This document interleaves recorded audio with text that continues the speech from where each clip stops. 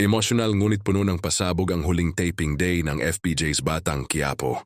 Matapos ang mahabang panahon ng aksyon at matitinding eksena, nagtipon-tipon ang cast at production team para sa kanilang final shoot. May halong saya, lungkot, at pasasalamat sa matagumpay na paglalakbay ng serye. Pinangunahan ni Coco Martin ang pasasalamat sa buong team, lalo na sa mga crew na araw-gabi raw na nagsakripisyo.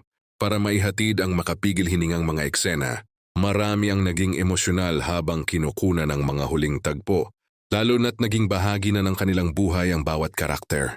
Pero bukod sa mga yakapan at litrato sa set, isang nakakagulat na detalye ang napansin ng ilang netizens.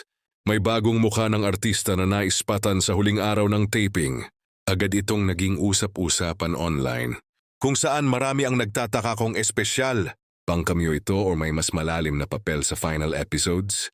Hindi pa man kinukumpirma ng production kung sino ang naturang artista, humusbong na ang iba't ibang espekulasyon.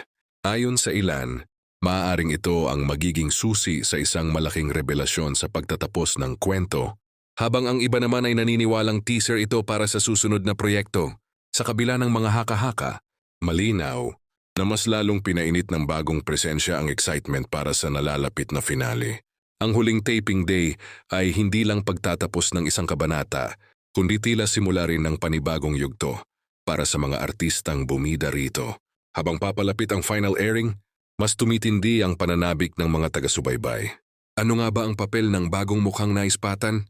Isa lang ang sigurado, hinding-hindi magiging pangkaraniwan ang pagtatapos ng FPJ's Batang Quiapo.